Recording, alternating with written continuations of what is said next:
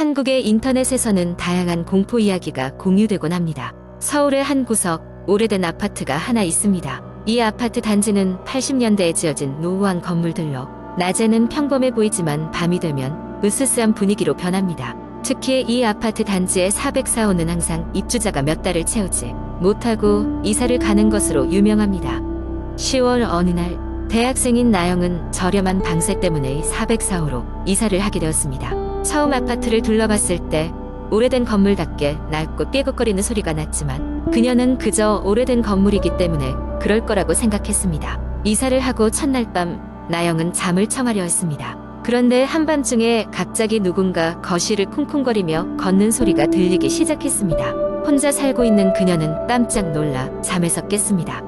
소리는 거실에서 시작되어 복도를 따라 점점 그녀의 방으로 가까워지는 듯 했습니다. 공포에 질린 나영은 이불을 머리까지 덮고 소리가 멈추기를 기다렸습니다. 얼마 후 소리는 멈췄고 나영은 다시 잠에 들었습니다.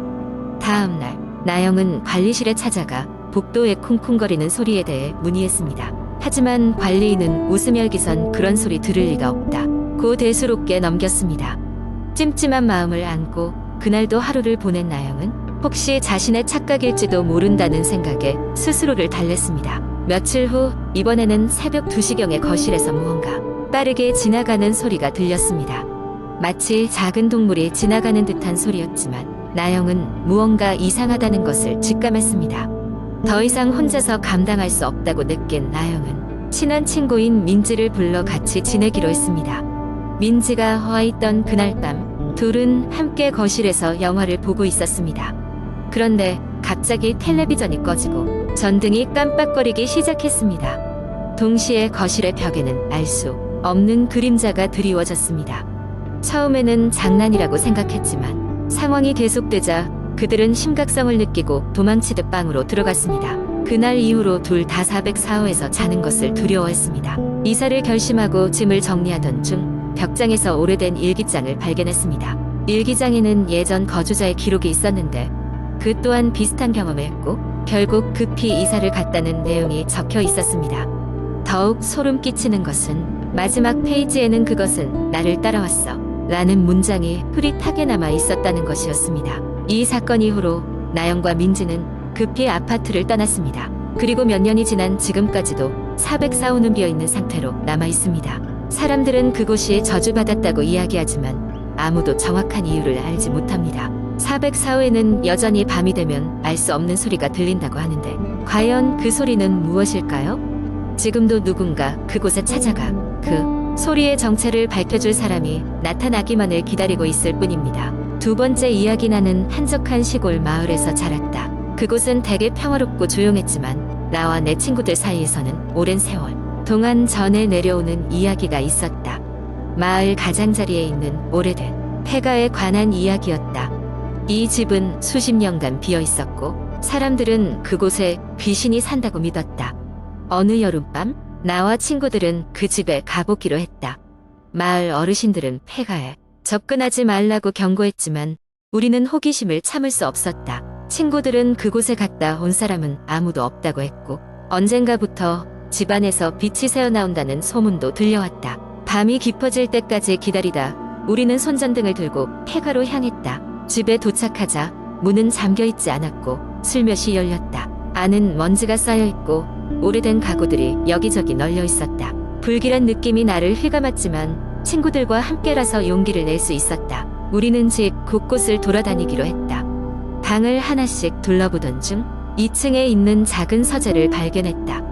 그곳에는 먼지가 쌓인 책들이 가득했고 방 한 구석에는 오래된 일기장이 놓여 있었다. 나는 그 일기장을 집어들고 읽기 시작했다. 일기의 주인은 이 집에 살던 젊은 여성이었다. 그녀는 사랑하는 남자와의 비극적인 이별 후 이곳에 홀로 남아 있었다고 했다. 그녀는 점점 고립되었고 정신적으로 무너져갔다. 그녀의 마지막 일기에는 알 수 없는 불안과 슬픔이 가득 적혀 있었다.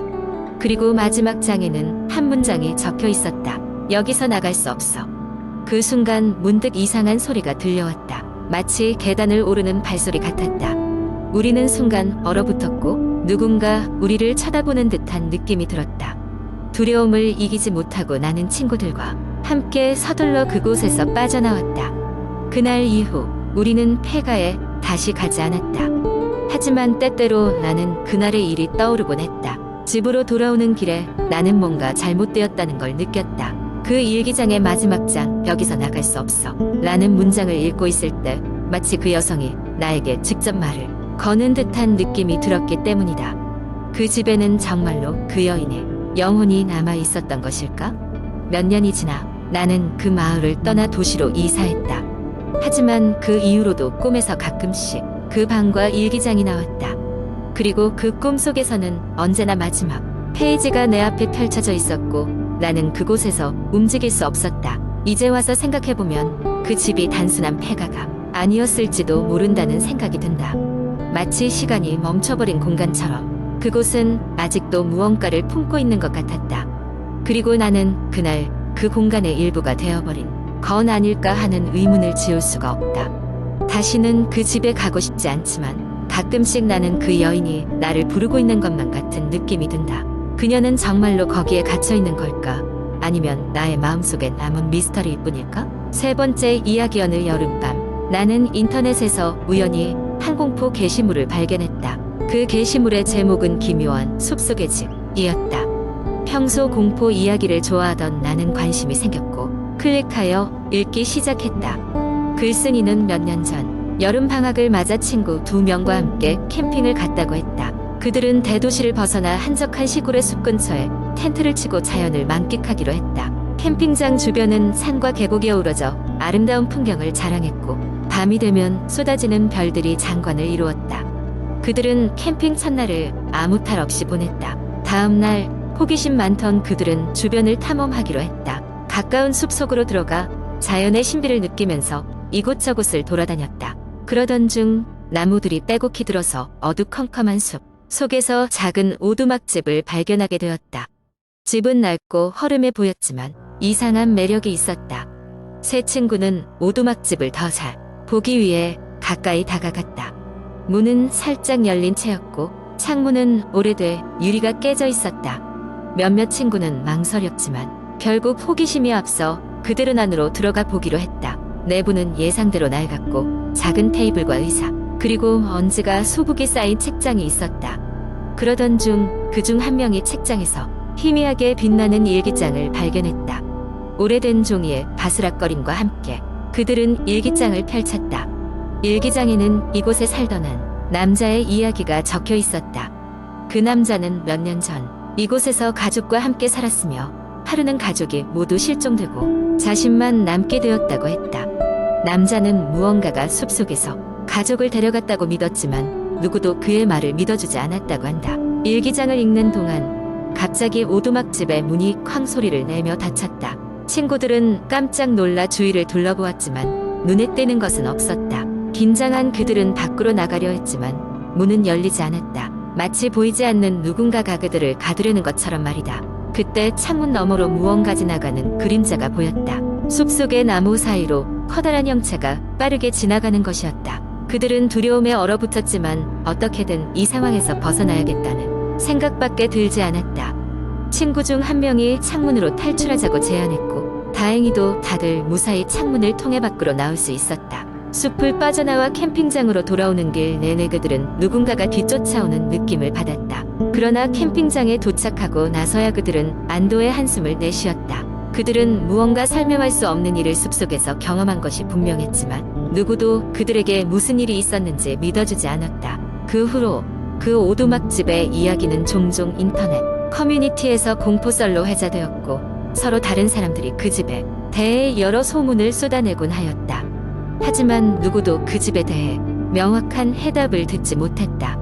그저 숲속 깊은 어딘가에 아직도 그 오두막이 있다는 것만이 확실했다. 네 번째 이야기. 이야기는 어느 더운 여름 대학생 4명이 방학을 맞아 여행을 떠나기로 계획하면서 시작됩니다. 이들은 특별한 추억을 만들고 싶었고 그중 한 명인 지민이가 폐가 체험을 제안했습니다. 평소에도 무서운 이야기나 귀신에 대해 관심이 많았던 지민이는 인터넷에서 유명한 폐가를 찾아냈습니다. 그곳은 오랜 세월 동안 사람이 살지 않아 폐허가 되었고 동네에서는 귀신이 출몰한다는 소문이 붙어 있었습니다. 친구들은 반신반의하면서도 호기심에 사로잡혀 지민이의 제안을 수락했습니다. 여행 당일 이들은 서울에서 2~3시간이 걸리는 작은 시골 마을로 향했습니다. 주변에 사람이 거의 살지 않는 곳이어서 그 지역 주민조차 그 폐가 주변을 꺼리는 듯 했습니다. 해가 저물 무렵 그들은 목적지였던 폐가에 도착했습니다. 그 집은 커다란 나무들에 둘러싸여 있어 그늘이 드리워져 있었고 집의 구조는 매우 낡고 허름해 보였습니다.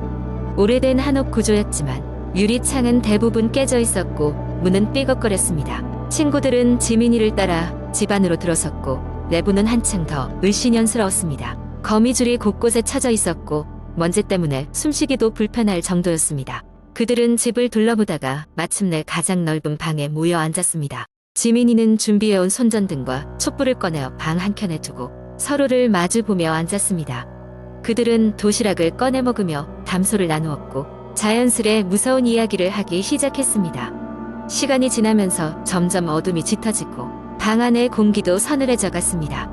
그때 갑자기 바람이 불어 창문이 덜컹거리기 시작했습니다. 친구들은 서로를 쳐다보며 긴장했지만 바람 때문일 거라고 자신들을 안심시켰습니다. 하지만 이상한 소리는 계속 들려왔습니다. 누군가 계단을 오르는 듯한 발소리, 문을 쾅 하는 소리, 그리고 멀리서 들려오는 낮은 울음소리까지.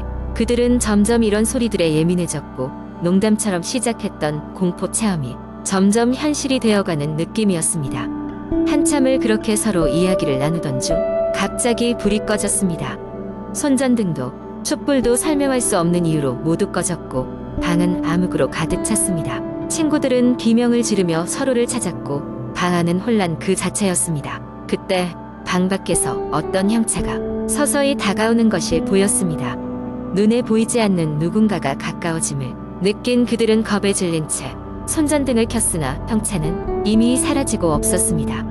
그들 중 한 명인 민수는 갑자기 어떤 차가운 손길이 그의 목덜미를 스치고 지나갔다고 말했습니다. 그러나 방에는 그들 4명 외에는 아무도 없었습니다. 그 순간 그들은 모두 이 집에 머무르는 것은 좋지 않겠다고 판단하고 황급히 짐을 챙겨 폐가를 빠져나갔습니다. 밖으로 나오자 밤하늘에는 별들이 가득했으나 그들의 얼굴에는 두려움과 불안만이 가득했습니다. 4명은 그날 밤 가까운 숙소를 찾아 급히 대피했지만 그날의 경험은 쉽게 잊히지 않았습니다. 그들이 무엇을 보았는지, 무엇을 느꼈는지는 정확히 설명할 수 없었지만 그것은 단순한 상상력이 만들어낸 것이 아닌 이 세계를 넘어서는 무언가에서 온 것이 분명했습니다. 며칠 후 그들은 그 폐가에 대해 더 많은 정보를 찾아보았습니다. 그곳은 실제로 몇 년 전 비극적인 사건이 있었던 장소였고 그 이후로 아무도 거주하지 않았다고 했습니다. 그 이후로 4명의 친구들은 다시는 그런 체험을 하지 않기로 맹세하며 더 이상의 호기심은 목숨을 위협할 수도 있음을 깨달았습니다.